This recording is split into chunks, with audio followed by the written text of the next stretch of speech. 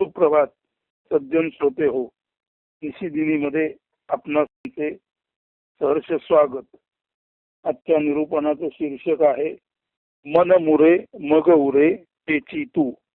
संस्कृत सुभाषित आहे, यावत सर्वं न संत्यक्तम तावदात्मान लभ्यते सर्वावस्था परित्यागे शेष आत्मेति कथ्यते. यावत सर्वं न संत्यक्तम तावदात्मान लभ्यते सर्वावस्था परित्यागे शेष आत्मेति कथ्यते. मराठी रूपांतर आहे, सर्व विषयांचा निशेष त्याग मनसाध्य जो वरी नसे सर्व मनोवस्था त्यागोत्तर जे उरे तोची आत्मा तू असे तू असे. जोपर्यंत सर्व विषयांचा संपूर्ण त्याग साधून मन लख आरशासारखे किंवा निरव आरस पाणी जलाशयावत होत नाही तोपर्यंत सर्व त्यागोत्तर जे उरते ते अविनाशी ब्रह्म चैतन्य म्हणजेच तू आत्मा याचे ज्ञान हे राघवा तुला होणार नाही. म्हणून हे सारे तू नीट समजून घे. विषयाशारहित मनाचे असणे म्हणजे न मन किंवा अमनरूपी परमशांती, ज्यामध्ये केवळ चैतन्य रूप मनोदर्पणात सर्व जग वस्तू विषय पदार्थ घटक तथा कीडमुंगी पासून पशुपक्षादी माणसांपर्यंत यच्चयावत गोष्टी प्रतिबिंबात्मक प्रतिमा रूपे दिसतात. जगाला व्यावहारिक दृष्ट्या वाटणारे सत्यत्व तत्वदृष्ट्या किंवा आत्मदृष्ट्या अजिबात नसते. जग केवळ प्रतिमा व प्रतिबिंबांचा वर खाली लाटांसम हेलकावे घेणारा चैतन्य सागरातील अशाश्वत रूपगुणांचा आकर्षक तरीही निरर्थक व फोल देखावा ठरतो. परत वाक्य ऐका, जग केवळ प्रतिमा व प्रतिबिंबांचा वर खाली लाटांसम हेलकावे घेणारा चैतन्य सागरातील अशाश्वत रूपगुणांचा आकर्षक तरीही निरर्थक व फोल देखावा ठरतो. आता अशा ज्ञानी माणसाचे दृष्टीने जग व्यावहारिक सत्ता रूपे न उरता तात्विक सत्ता म्हणजे प्रतिमा रूपे क्षणभंगूर म्हणूनच उरते. अष्टावक्र महामुनी म्हणतात, माझ्या शिंपी गर्भात विश्व ही रौप्य कल्पना. जसे शिंपल्यात रुपेरी मोती चमकते तसे माझ्या म्हणजे अष्टावक्र महामुनींच्या शांत निवांत मन हृदय रूपी शिंपल्यात विश्व जणू काही मोत्यासारखे चमचमत आहे. मात्र तरीही विश्व ही प्रातिभिक सत्ता प्रतिबिंब रूप केवळ कल्पना मात्रच. अशा अर्थाने विश्व हे असत्य आहे. सारांश, ज्ञानी माणसाचे मन सर्व विषय रूपी आशा वासना यांना आपल्या मूळ अविनाशी चैतन्याने जाळून नष्ट करते व ते अधिक ते जाळते. ते जाळून ते जाळते. ज्ञानी माणसाचे मन मनातील आशा विषय रूपी सर्व जे त्याज्य आहे ते जाळून टाकते आणि ते जाळल्यामुळे अशा माणसाचे मन सर्व अनिष्ट जाळून अधिक तेजाळते म्हणजे प्रखर होते. म्हणूनच ज्ञानी माणसाचे मन ते जाळून तेजाळते अशी या आत्मतेजाची ज्ञानी माणसाच्या आत्मतेजाची ख्याती असते. प्रदीप्त आत्मचेतना वस्तू जगत त्याच्या आशा वासनारूप आकर्षणासह प्रदीप्त आत्मचेतना वस्तू जगत त्याच्या आशा वासनारूप आकर्षणासह सर्वच्या सर्व जाळून पाठी कोणतीही प्रतिमा प्रतिबिंब न उरवता किंवा शिल्लक न ठेवता अधिकच प्रदीप्त होते. असे असते ज्ञानी माणसाचे निष्कलंक मन, ज्याने व्यावहारिक व प्रातिभिक सत्ता सर्वथैव असत्य असून हे असत्य दर्शन स्पष्टपणे दाखवून ते असत्य दर्शन समूळ नष्ट करून आपल्या परमशांत स्वभाव आत्मभाव तेजाचे ज्ञानरूप दर्शन सर्वांसाठी मोकळे प्रशस्त खुले करून या शून्य आशय मनातील प्रखर ज्ञान सूर्य ज्याने असत्य जाळले आणि त्यामुळेच तो आणखी तेजाळत आहे तळपत आहे अशा पारमार्थिक सत्याचे म्हणजे ब्रह्मसत्य जगत मिथ्या या परमसत्याचे सर्व अस्तित्वाच्या मुळाशी असलेले अधिष्ठान आदी कारण उजागर करून सर्वांसमोर अत्यंत स्पष्टतेने त्याची आत्मा म्हणून मांडणी केली. एवंच आत्मा हेच पारमार्थिक परमसत्य सर्वार्थाने आहे. तर व्यावहारिक सत्ता आणि तात्विक सत्ता हे असत्य असून फक्त आणि फक्त आशा किंवा विषय यांना नष्ट करून जेव्हा मन या सर्व गोष्टी जाळून अधिक तेजाळते, तेव्हाच खऱ्या अर्थाने मनातील सर्व अनिष्ट गोष्टी नष्ट झाल्या आणि अनिष्ट गोष्टी हे इंधन सरपण म्हणून खाऊन ते मन अधिक तेजाने प्रखर तेजाने चमकते आणि असे प्रखर तेजाने चमकणारे ब्रह्मचैतन्याने चमकणारे परमशांत परंतु प्रखर तेजस्वी असं जे मनाचं रूप त्यालाच खऱ्या अर्थाने द ट्रुथ किंवा परमार्थ सत्ता म्हणतात. म्हणून परमार्थ सत्ता म्हणजे मनाचे अमन होऊन मन परमशांत होऊन जेव्हा त्याचे तेच त्याच्या तेजाने चमकते नव्हे आणि त्या तेजातच सर्व जग हे प्रतिबिंबात्मक आहे हे सत्य आपणाला दिसते. म्हणून मनाच्या तेजाळणाने मनाच्या प्रखर आत्मतेजाने सर्व जगाचं असत्यत्व प्रातिभिक सत्ता स्पष्ट होते आणि मुळात व्यावहारिक सत्ता खोटीच असते. प्रातिभिक सत्ता म्हणजे प्रतिमांचं जग हेही क्षणभंगुर म्हणून खोटच असतं आणि हे ज्या प्रखर तेजाने दाखवले त्या प्रखर तेजयुक्त परमशांत मनाच्या अस्तित्वालाच म्हणजे सर्व नष्ट करून मनात जे उरतं त्यालाच आत्मा असे म्हणतात. आणि हा आत्मा हेच ते परमसत्य म्हणून ज्ञानी माणूस स्वीकारतो. हा आत्मा देहांतर्गत आरशासारखे काम करतो आणि बाहेर विशाल सृष्टीत परमात्मा म्हणून नेमके बिंब म्हणजे सत्य कोणते व प्रतिबिंब म्हणजे असत्य किंवा प्रतिमा कोणते ते दाखवण्याचे काम अगदी नेमकेपणे सचोटीने करीत असतो. हा आत्मा देहांतर्गत आरशासारखे काम करतो आणि बाहेर विशाल सृष्टीत परमात्मा म्हणून काम करतो.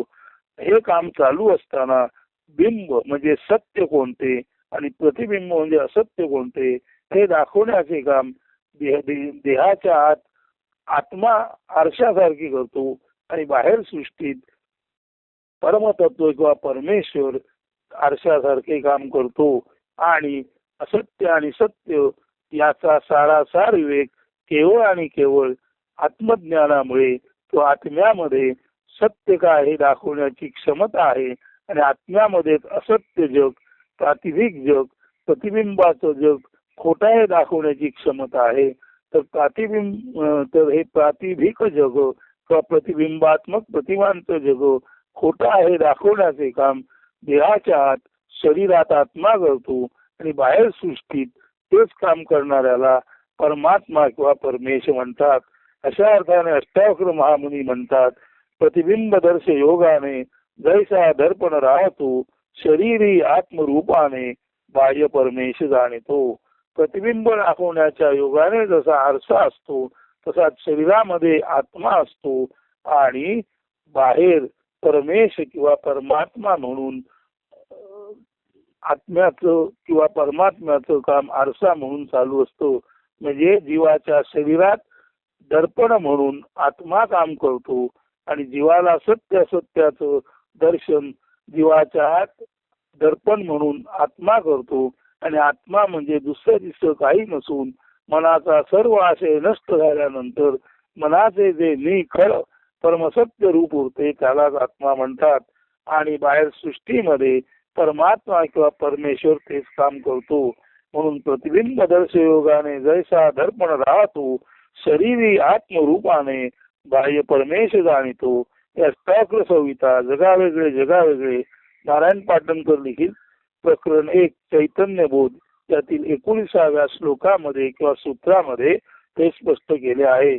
सुरुवातीला आले आहेच की मनाने सर्व विषयांचा त्याग केल्यानंतरही जे उरते त्याला आत्म वा ब्रह्मप्रकाश म्हणतात. जगद्गुरु संत श्रेष्ठ तुकोबा महाराज हे अगदी एकाच खरे तर त्याहूनही छोट्या अर्धवळीत काय सांगतात ते पहा. मन मुरे मग उरे तेची तू म्हणजे मनातील सर्व विषय आशा यांचा आशय नष्ट झाल्यानंतर सुद्धा मनात जे परमशांत आणि सत्याचं दर्शन घडवणार आरशासारखं लखलखीत जे तेज राहतं ते तेज म्हणजे तू म्हणजे आत्मा. म्हणून मन मुरे मग उरे तेची तू म्हणजे मनातील सर्व विषयरूपी आशा आकांक्षा नष्ट झाल्यानंतर मन परमशांत तेजाने जे तेजाळून निघते अशा आणि अपेक्षांना जाळून मन अधिकच तेजाळून उठते. म्हणून असं ज्ञानी माणसाचं मन ते जाळून ते जाते. ज्ञानी माणसाचं मन मनातील सर्व विषयरूप आशा वासना कामना यांना जाळतं आणि ते अधिकच तेजाने प्रदीप्त सूर्यासारखे प्रदीप्त होते. असं ज्ञानी माणसाचे मन ते जाळून तेजाळणारे, सर्व विषय आशा जाळून अधिक तेजस्वी होणारे असं हे तेजस्वी प्रकाश रूपी परमशांत जे मन असतं तेच तू. असं तुकाराम महाराज म्हणतात, मन मुरे मग उरे तेची तू. म्हणजे मनातील सर्व विषय व त्यांचा आशय नष्ट झाल्यावरही जे मन म्हणून खरे तर अमन परमशांत पण प्रखर सत्य दर्शनी तत्व म्हणून उरते तेच तू, अर्थात केवळ आत्माच. आता याच आशयाचा लेख त्याचे साक्षीत्व मध्ये एक आलेला आहे. त्या लेखाचं शीर्षक आहे स्वच्छ माळावरचा लख सूर्यप्रकाश दिसतो का, किंवा स्वच्छ माळावरचा लख सूर्यप्रकाश. आता आपलं शरीर हे एखाद्या माळासारखं आहे. त्या माळावर अनेकानेक अशा अपेक्षांची हरणं बागडत आहेत, माकडं खेळत आहेत, पशु पक्षी चरत आहेत, त्यानंतर अनेक क्षोभ आहेत, अनेक वासना आहेत. तर अशा या देहरूपी माळावरती हे अनेकानेक आशारूपी प्राणी खेळत आहेत. आणि त्यांचा तो खेळ जर आपण लख सूर्यप्रकाशात पाहू शकलो, म्हणजे स्वच्छ माळावरचा लख सूर्यप्रकाश म्हणजे शरीरांतर्गत जो वासनांचा खेळ आहे तो आपल्या स्वच्छ मनाने, विषयरहित मनाने जर आपण पाहू शकलो तर त्या लख प्रकाशात स्वच्छ माळावरचा सूर्यप्रकाश म्हणजे मनाच्या नमन होण्यात, कामन होण्यात, मनाच्या तेजामध्ये आपल्या संपूर्ण शरीरामध्ये एक स्वच्छ माळ जसा सूर्य तेजाने उजळून निघतो तशी शरीराची अवस्था होते. अन्यथा जर मनाचं तेज किंवा मनाचा सूर्य प्रकटणार नाही तर आपलं शरीराचा माळ तिथे अनेकानेक बुभुक्षित पशु पक्षी प्राणी वासनारूपी असतात. जर मनाने आपलं तेज ओळखलं आणि मनाने आपल्या तेजाने या शरीरांतर्गत माळावरची सर्व आशारूपी वासनारूपी जनावर नष्ट केली तर संपूर्ण शरीर मनासहित केवळ आणि केवळ एक स्वच्छ दर्पण म्हणजे सत्य असत्य दाखवणारा आरसा म्हणून काम करतो. आणि हेच ते मनमुरे मग उरे तेची तू, किंवा हेच ते प्रतिबिंब दर्शयोगाने जैसा दर्पण राहतो शरीरी आत्मरूपाने बाह्य परमेश जाणितो, किंवा हेच ते स्वच्छ माळावरचा लख सूर्यप्रकाश. किंवा इथे वशिष्ठ माऊली रामाला जो उपदेश करतात, सर्व विषयांचा निशेष त्याग मनसाध्य जो वरी नसे, सर्व मनोवस्था त्यागोत्तर जे उरे तोची आत्मा तू असे तू असे.